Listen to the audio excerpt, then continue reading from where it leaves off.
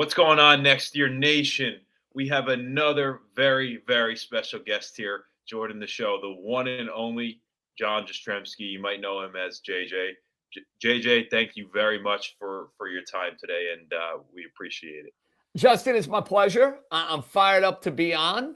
I'd prefer to not have to walk to SNY later on this evening when it's like sub-zero temperatures. And, it's funny. Normally when I go in to do TV, the hair is ready to go. I don't mess around. Even if it's fringe, cold temperatures, can't do the hat. Yesterday was so freaking cold. I said, the hell with it. I don't care. The hat's going on. I'll deal with my hair when I get into the studios. And the same thing is happening tonight and the rest of the week, my friend. So get me to some warmer temperatures and get me to, whether it's opening day, the Final Four, all that good stuff, sooner rather than later. Yeah, hopefully they got the heat blasting on full blast in the studio over there. Well, it's a fine line, yes, when you walk in. But once I put the suit on and you get under those lights, you're going to start sweating fast, my man. So fine, delicate balance, Yeah, no, absolutely. So listen, it's almost the end of January. It's been crazy times let's start with the Mets, because I'm a diehard Mets fan. It's been a wild off season. We started hot with the Alonso move and the Nimmo being gone, and we just saw this team that we grew up on, or I grew up on, just start to dwindle away here. And then now we have the recent acquisition with Peralta. A lot of good things now coming. I mean, what are you seeing from this offseason so far? What's been your biggest takeaway? And as Met fans, do we have a season to be excited about here? Oh, I would say so, without question. And listen, I think my grand takeaway more than anything else is the wow factor and the boldness of David Stearns, because the moves that were made, Justin, let's be fair about it. They were incredibly unpopular. You're a Met fan.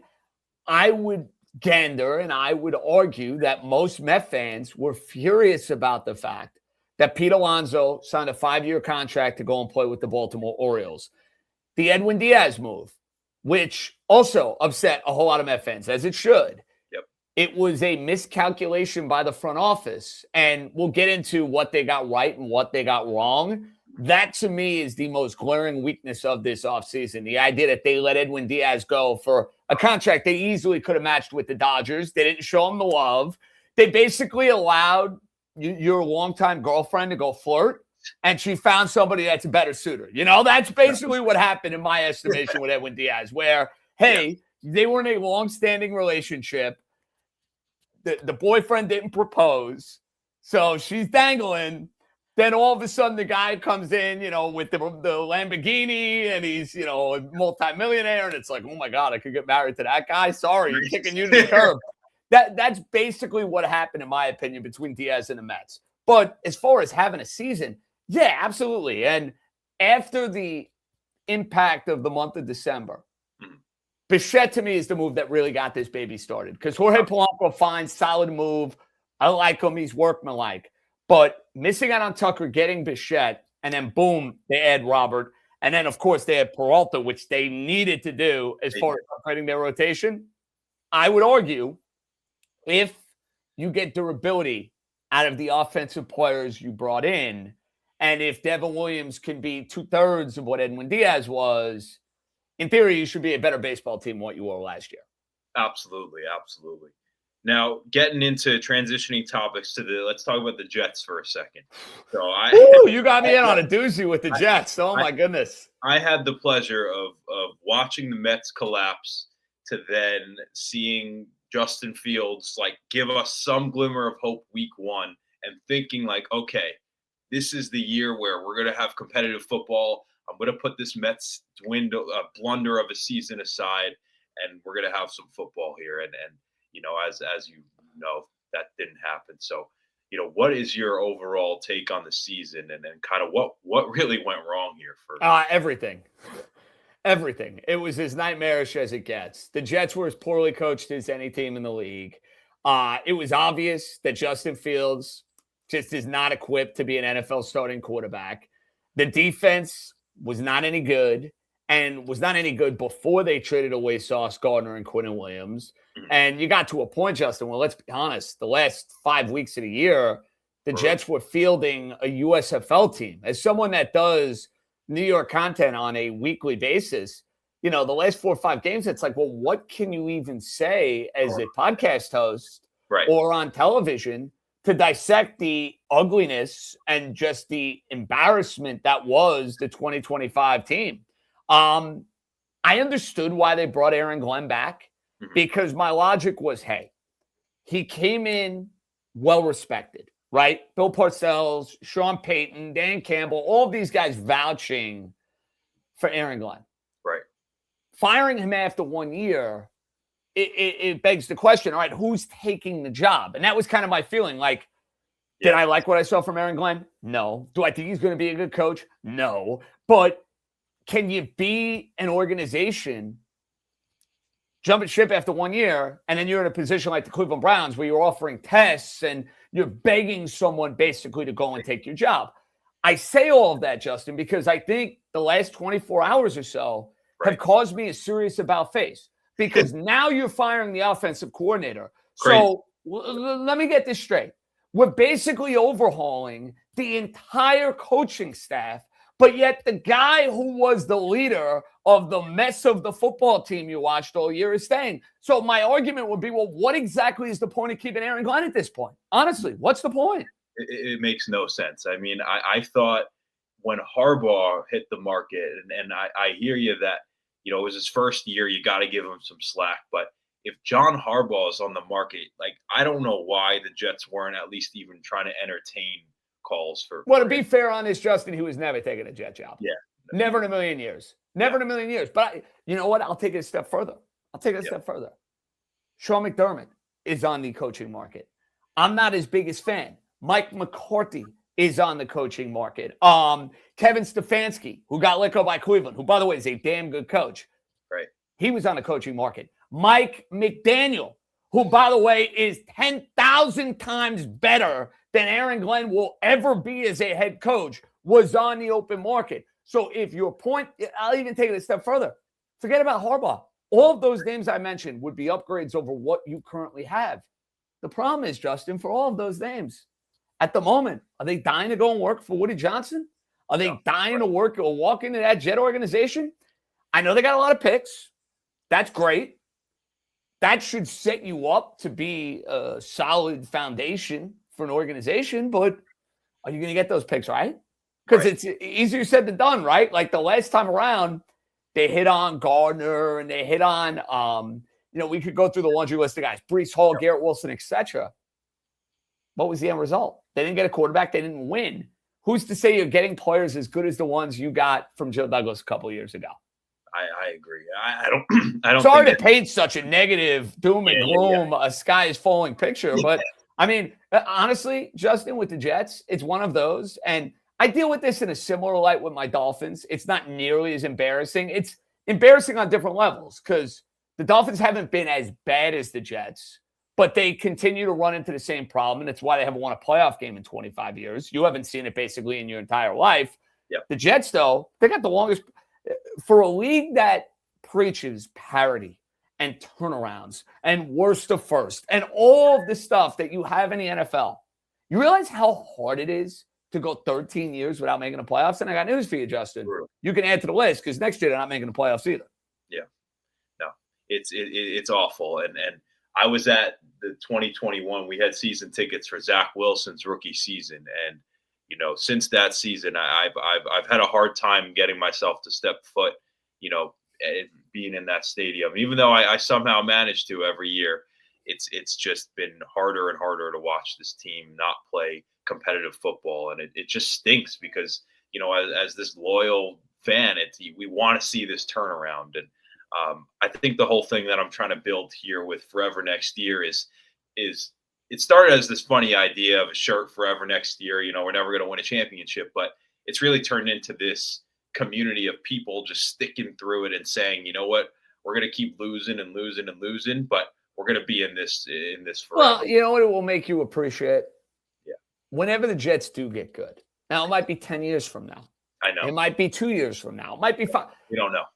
Whenever that time comes, you're going to enjoy it so freaking much. Where I think there is definitely a spoiled nature to a lot of certain fan bases because it's like, hey, it's a given. I can't put the Mets in the same realm because of Cohen.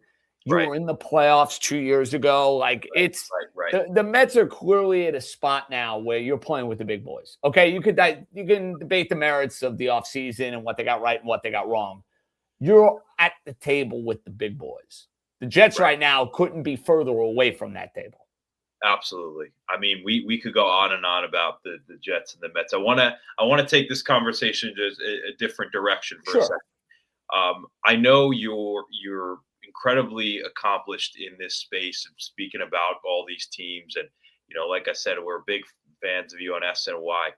How did you get to kind of this position of where you are now? And I guess what are some of the learning lessons that you've had in your time as a sports media professional and really just, having to go through challenging times? I mean, how did you get to kind of where you were, if you could talk about that? Yeah. I mean, listen, my career arc is pretty crazy. 2011, it started with me coming a year out of Syracuse. So I guess I'd take it back even a year or two earlier. I'm at Syracuse. I got into Newhouse School. I did some badass radio work. Like, don't get me wrong, our classwork, important, relevant, made you a well-cultured broadcaster. The real gist of what I was able to do and making me successful is the constant work I got in doing radio shows where I did a Saturday morning show. I did post game after the football and basketball games. And Justin, I don't want to sound like hot shit, but I thought coming out of college, I was like, I'm ready to do this. I'm ready to do this. And then you get out of college and you realize it's hard, man. Like that first job, I tell this to people in the broadcasting business all the time. The toughest job you are going to get in your business is the first one because you have no resume. You're just looking to get your start.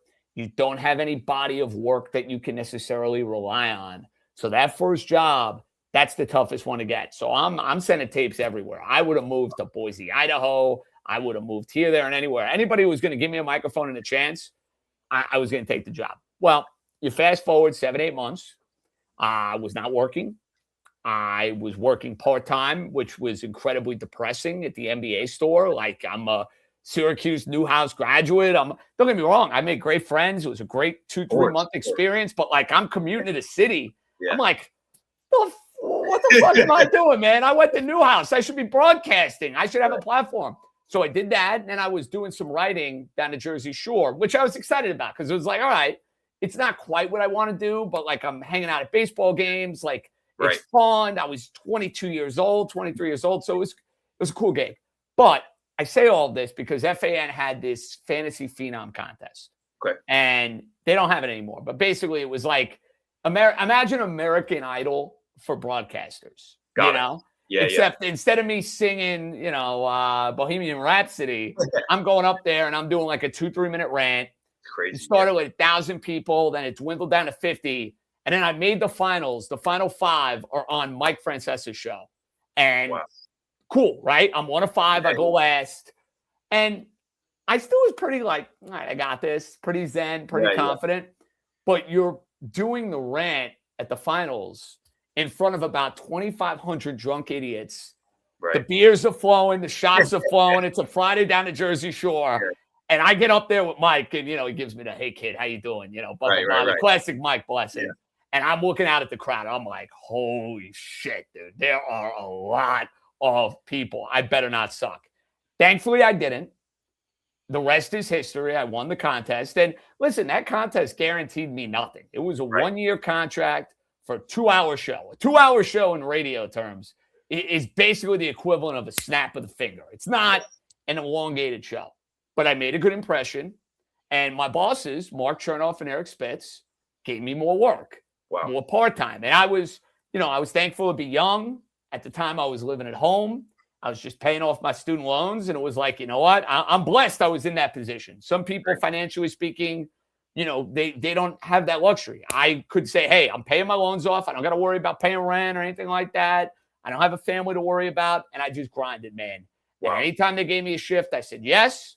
And then it was about the idea of growing, right? Like getting on 2 or 3 days a week, then getting on 5 days a week, then expanding into doing TV, which I got to be honest, Justin, in college, I didn't do much TV. I think I did one TV appearance. They invited me in. I didn't focus at Citrus. Like if you told me in college I'd be on TV 5 days a week, I'm like, no, no way. And now I can't imagine not being on TV because I love it so much. So basically the moral of the story is get your foot in the door, have something to say, do good work, have a good attitude, and just keep grinding, man. Like I tell this to young people in the business all the time. Like you're coming up, you're a young aspiring broadcaster. You better be ready to work weekends. You better be ready to work nights. That's it. Like Thanksgiving, Christmas, New Year's, like gotta be ready. Yeah, like and you have to come to that like understanding at a young age that this is what my life is now. And if you realize that and you say, this is for me, then go get it. And if you realize it's not for you, then you're in the wrong business. Absolutely. It sounds like it was almost domino effects for you, where you finally got this first thing, and it just led to so many more things. But, it doesn't show that, like, you probably had to deal with a lot of rejection and no's to get to that point. And I think that's so inspiring. Yeah, no question. And like, I'll even give you a frustration that you'd have when you start. You want more.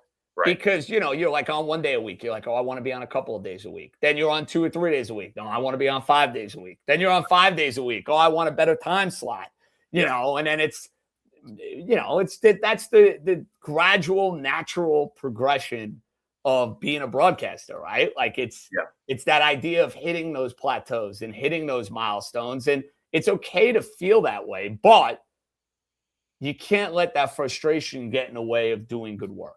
That's the bottom line. Like you can internally have these thoughts.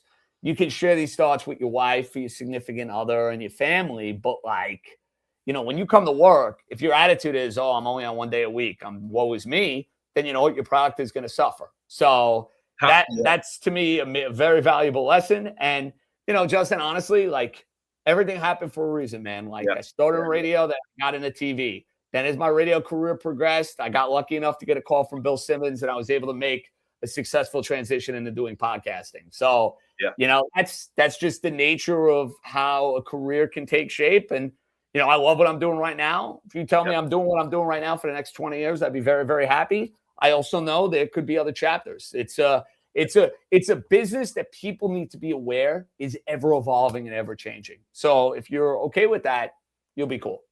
How did you, I guess, at your lowest points of when maybe you were commuting to the NBA store and questioning yourself, what am I doing here? Two questions. How did you keep your mental space in the right headspace to say, I'm going to show up to work tomorrow. I'm going to continue to do what I have to do. And, how did you, I guess, build long-standing relationships with like friends and family where maybe some of them weren't always supportive of what you were doing? You say, oh, take the safe job working at the office and doing X, Y, Z. I mean, how did you keep your mind right? How did you keep your relationships right? Yeah, it's a great question. I just kind of put my head down and I said, I can do this. Yeah. And I know that sounds really simplistic. And you hear this a lot of times from like athletes and like you want to cut out the outside noise. I'm lucky. My parents were always very supportive, but I'm not going to lie to you. Like when I'm out of college and I'm not working in the field, I had some conversations with them. Is this something you can seriously pursue? So like, and you got to be real with where your situation is at. But the good news about the business and where it's at right now, Justin, is that you can pursue those dreams and still find a way to put money on the table. And, you like when I was coming up, podcasts were brand new, right? Like the idea of doing what we're doing right now was it didn't happen. You know what I mean? It didn't happen. Like it felt like it was such an insider type deal, the old broadcasting. Now, I mean, dude, you could go and do a video, you can go and do a take. It can end up on TikTok and get 5 million views. You know what I mean? Like it's a totally different dynamic in 2026 than maybe it was when I was coming up in like 2010, 2011. And there are good things about the business and how it's changed, and there are bad things about the business and how it's changed. That's just how it is. So you need to just move forward, right? Like that's how everybody's got to be thinking, whether you're my age and 37, soon to be 38, or you're in your 20s, or whatever it might be. Absolutely. Yeah, no, I think that for sure. I mean, I've seen how popular like podcasts and just content overall has become in the last 10 years. So absolutely. And listen, to wrap things up here, one final question. Um, as kind of these New York suffering fans like myself that haven't seen a championship, in this lifetime, what do you think is the importance of just staying loyal and true to the cause? I mean, why do you think that us Mets, Jets, Knicks fans should all be, sticking true to course? What do you think is so important about loyalty? Because it will mean that much more if you make it to the top of the mountain. Yeah. It's as simple as that. Like, I'll give you an example. I'm a Yankee fan. I grew up with the 90s Yankees. I love that team. Yep. I'll probably never love a team more. They won 4 out of 5 for me. Yankees won a 5th in 2009. If the Yankees win again, it will be amazing. Don't get me wrong. It'll be amazing and long overdue, and it will be something to celebrate. I can't imagine what it would be like for me if the Dolphins and the Knicks ever won. Yeah. I can't. You know what I mean? Like that thought alone seems so. It seems surreal. Yeah. Abstract. It's like AI. If you think about it. Fake. Yeah. Yeah. Like. Yeah. So if it actually does happen, I want to see what kind of state I'm in for the end of it. You know what I mean? So that would be the inner thought that I would have. And I feel like, do you remember the AFC Championship games for the Jets? Or you a little too young? I was probably about 12, 13. Okay, so those are formative year sports memories for you. Yeah, like that was when you could dream about the Jets actually winning the Super Bowl. Right. So just bottle that up and that feeling that you remember from when you were a teenager. Right. And how much it would mean 15, 16 years after the fact to get even further than that. Or, the Mets have given you enough runs now we can taste it. And I'm sure you did in 2024. Yeah, and 2015. And 2015, obviously going to the World Series. Yeah, of course. Yeah. So that to me is my parting thought. Yeah, let that feeling of, can you imagine what that would be like? Kind of power you through all the trials and tribulations. Absolutely. Well, JJ, it's been an absolute pleasure. Thank you so much again for coming on to the show. Really appreciate it, and continue to do your thing on SNY and just Instagram and the content. Big fan. So keep it up, man. I appreciate that, Justin. You're on your way as well. Forever next year, rock and roll, man. I would get one of those shirts, but they're not the teams I root for. The Knicks. I got one of the three. But listen, the Mets, I'll tell you this. Mets ever win a World Series be good for our bottom line at SOI. So nothing wrong with that. Absolutely. Well, keep it up, and let's go Mets. Let's go Jets. Let's go Knicks. So you got it, man. Thanks for having me, Justin. I appreciate it. Yep. Take care.